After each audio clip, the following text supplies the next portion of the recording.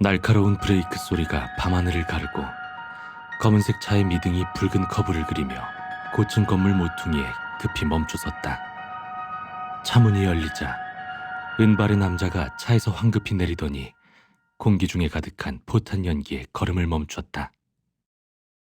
먼 곳에서 점점 다가오는 사이렌 소리가 이 적막한 도시에서 유독 선명히 들렸다. 헬리오스는 눈을 가늘게 떴다. 차가운 표정은 심각하게 변했다.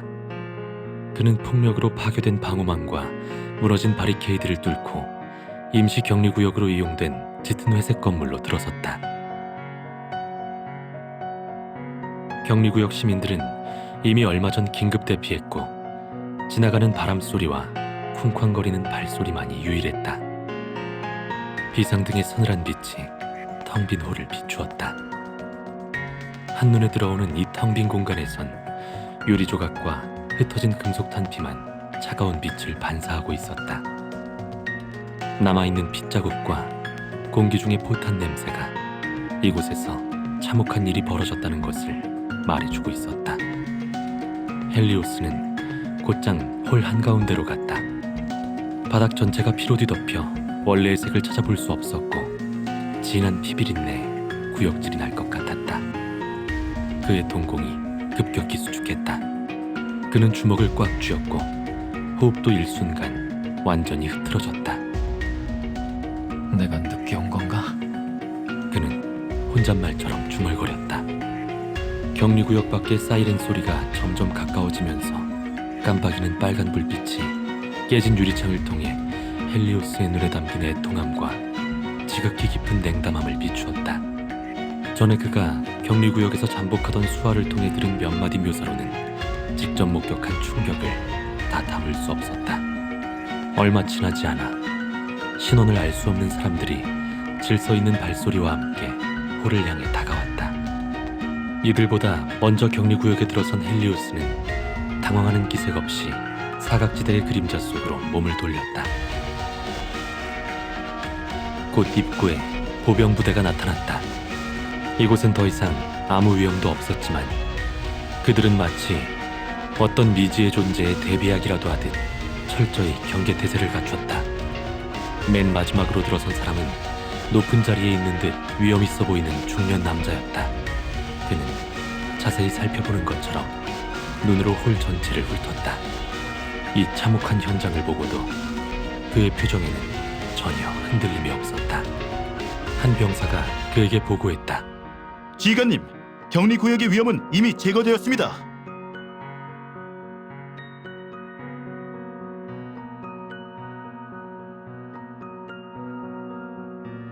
어둠 속에서 명령을 내리는 남자를 보던 헬리오스의 눈가에 한 줄기 차가운 빛이 스쳤다.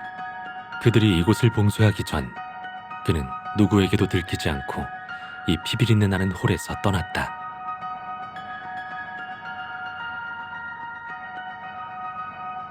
운전석으로 돌아간 헬리오스는 차에 앉아 잠시 멍하니 있었다.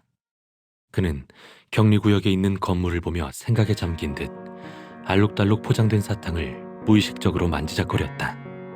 그와 이 귀여운 사탕은 영 어울리진 않았지만 부드러운 색깔이 어느 정도 덧칠되는 느낌이었다.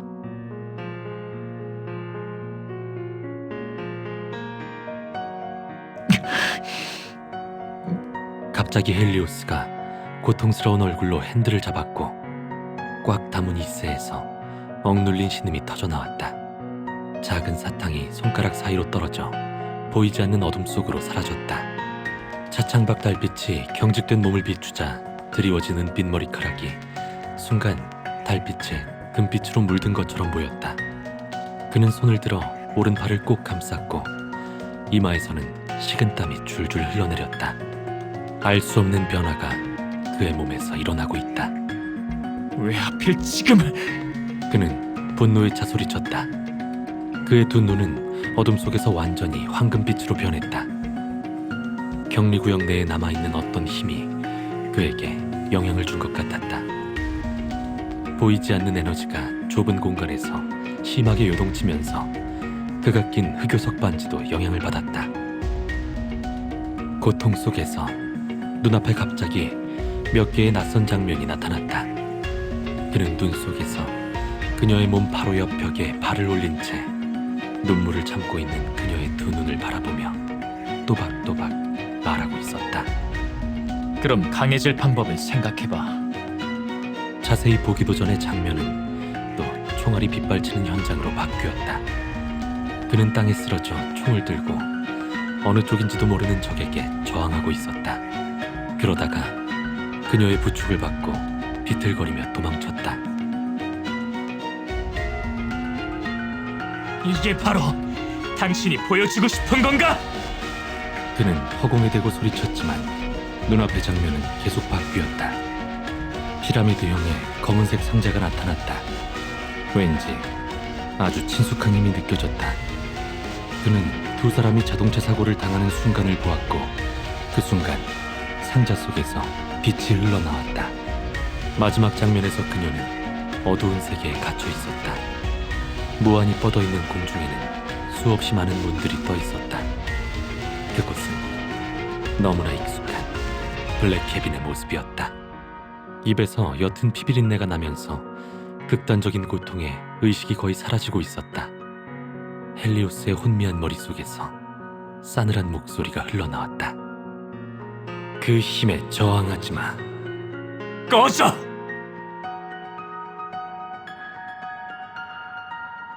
헬리오스는 아랑곳하지 않고 엑셀을 밟아 출발했고 커다란 차는 어두운 밤을 질주했다. 눈앞의 도시와 도로는 뒤틀리며 흔들리고 머릿속의 목소리는 점점 커졌다. 하지만 격리구역에서 점차 멀어지면서 그에게 가해지는 고통 역시 점점 줄어들었다. 백미러를 통해 질주하는 차를 본 그는 냉소를 머금으며 핸들을 꺾어 골목으로 들어갔다. 미행하던 차가 골목으로 진입했을 땐 그 검은색 차는 이미 사라진 지 오래였다. 쾅! 헬리오스가 기분 나쁜 듯 문을 발로 차서 열었다. 둥근 천장에서 들어온 빛이 홀 안에 앉아있는 사람을 비추자 사람들의 시선이 일제히 늦게 온 헬리오스에게 향했다. 그러나 그는 서두르지 않았다. 가볍지도 무겁지도 않은 발소리가 사람들의 마음속에 들어가기라도 한 듯 그들은 더 침묵했다. 시작하죠. 헬리오스는 앞자리로 걸어가며 원탁 옆에 다른 자리 11개를 훑어보았다. 어떤 사람은 그가 지나갈 때 고개를 숙였고 어떤 사람은 도발하는 눈빛을 보냈다. 그는 비어있는 두 자리를 보고 피식 웃었다. 잠깐의 정적 후 드디어 누군가가 입을 열었다. 하데스의 리턴 투 제로 플랜이 실패했습니다. 지금 상황에 대한 마무리가 필요하지 않을까요? 그 말이 채 끝나기도 전에 다른 누군가가 반박했다. 17년 전에 일어난 그 일을 잊으면 안 됩니다. 이미 실패한 계획 때문에 더는 시간을 낭비할 수 없습니다. 하지만 이 계획은 성공에 가까워졌습니다. 그의 눈에 광기가 살짝 비쳤다. 최소한 그 시험물들은 회수해야 합니다. 또 다른 사람이 냉소를 지으며 말했다. 한 걸음 남은 걸 성공이라고 할 수 없죠. 이 계획이든 이전의 증폭 실험이든 전부 실패할 운명이었습니다. 그는 말을 마친 후 주석에 앉은 헬리오스를 슬쩍 쳐다봤다. 헬리오스는 담담한 표정으로 편하게 앉아 있었다. 칭찬도 실망도 그 어떠한 기색도 보이지 않아 그의 속내를 알 수 없었다. 벼랑간 그는 방금 말을 마친 사람에게로 시선을 돌려 입꼬리를 살짝 올리며 웃어 보였다. 왜요? 제가 당신들의 말에 박수라도 쳐야 할까요? 그러면서 손을 들어 건성으로 박수를 몇 번 치더니 냉랭한 목소리로 말했다. 그런 쓸데없는 소리는 그만하죠. 구석에 앉아있던 사람이 일어나 화제를 돌렸다. 현재 특파팀에서 진행 중인 진화 가속화에 관한 실험 데이터를 일부 확보했습니다. 데이터에 따르면 실험의 성공 가능성이 매우 높습니다. 아니, 이미 성공했다고 말할 수도 있죠. 그는 잠시 망설이는 듯 멈췄다가 다시 말을 이었다. RS가 특파팀의 계획에 관여한 게 의심스럽습니다. 그의 말이 끝나기 무섭게 속삭이는 소리가 들리더니 회의장은 이내 논쟁의 장으로 변했다. 헬리오스가 참을 수 없다는 표정으로 자리에서 일어나자 모두 말을 멈추고 그를 쳐다보았다. 그는 이들의 눈에 숨겨진 경계심과 두려움을 보았다. 이 사람들이 그를 전적으로 믿는 것은 아니었지만 그건 중요하지 않았다. 여러분이 갈망하던 신세계는 이미 가까워졌습니다. 그의 목소리에는 말로 형용할 수 없는 유혹이 묻어 있었고 눈동자는 빛으로 반짝거렸다. 그 전에 준비가 필요합니다. 그는 그들의 눈에 담긴 광기를 만족스럽게 바라보았다. 그것은 마치 타오르는 불빛과 같았고 심지어 그들의 격렬한 심장박동 소리와 가쁜 호흡까지 들을 수 있었다. 모든 것이 그가 예상했던 대로였다. 그 외에 블랙 스완에는 패배자도 배신자도 필요 없습니다. 헬리오스의 말은 경고의 의미를 품고 있었다. 그리고 그는 올 때와 마찬가지로 깔끔하게 자리를 떠났다. 묵직한 문이 닫히며 사람들의 시선이 그의 뒤에서 가로막혔다. 헬리오스는 복도를 지나다가 낯설지 않은 모습을 보았다.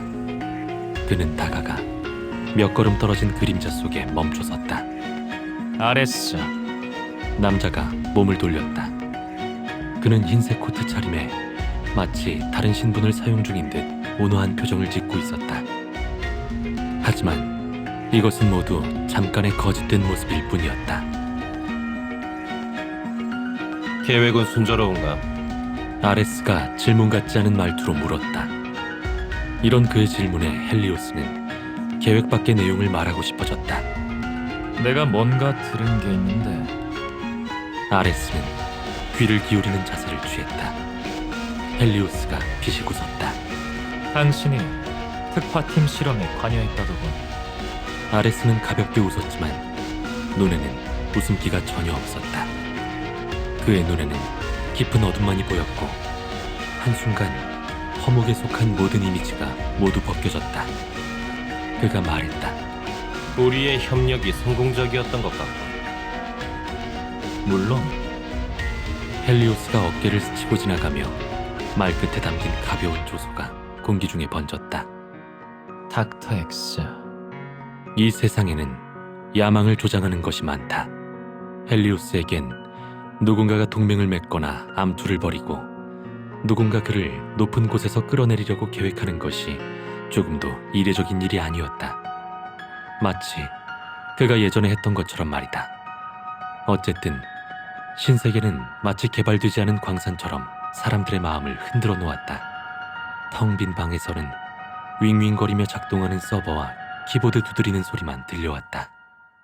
헬리오스의 두 손은 키보드 위를 날아다니고 무수히 많은 코드가 화면 위를 스쳐 지나갔다. 입을 다문 그의 표정은 심각했다.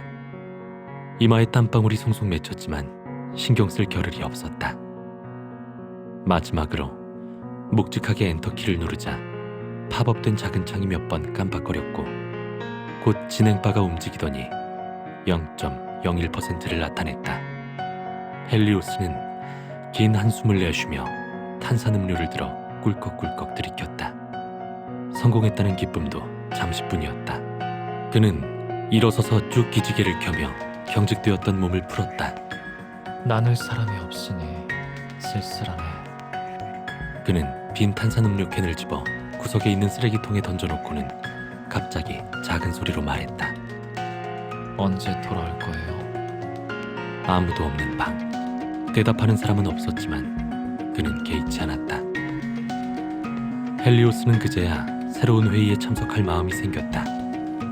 단지 앞자리에 앉아 그들의 논쟁을 듣는 것이 아니었다. 그들의 표정에 드러난 흥분, 말 속에 묻어나는 잔혹함, 흡사, 구세주를 보는 듯한 표정. 이 모든 걸 눈에 담아야 했다. 모든 것이 원래 계획대로 진행되었다. 사건의 배후에 있는 보이지 않는 손이 점차 한데 모여 운명으로 얽힌 모든 사람들을 손에 쥐게 되었다. 반으로 다시 돌아왔을 때 화면의 진도는 98%까지 천천히 진행되고 있었다. 숫자를 보던 헬리오스는 자릿수가 99%로 변하는 순간 갑자기 바닥에 한쪽 무릎을 꿇었다. 몸속에서 들끓는 이볼이 극심한 통증을 가져와 말하기조차 힘들었다. 하지만 그의 눈은 반짝였다. 그의 눈에 오랜만에 다시 나타난 빛이었다. 그는 필사적으로 화면의 숫자를 주시하며 낮게 웃었다. 이런 거였군. 숫자는 천천히 100%까지 올라갔고 모니터 화면은 2번 번쩍거리더니 새까맣게 변했다. 헬리오스는 크게 숨을 내쉬며 몸의 통증을 누그러뜨렸다. 휴대폰을 집어들자 화면에 금발의 청년이 비쳤다. 그가 화면을 전환하자 바탕화면은 그녀가 고민형을 들고 환하게 웃는 모습으로 바뀌었다. 이제 시간이 됐어요. 작은 소리로 말하는 헬리오스의 눈빛도 유난히 부드러워졌다. 그는 사진 속 그녀의 얼굴을 손가락으로 어루만졌다. 그는 그녀의 번호를 찾아 문자 메시지를 보냈다. 돌아온 것을 환영해요. 그는 잠시 멈칫하다 뒤에 이모티콘을 덧붙였다.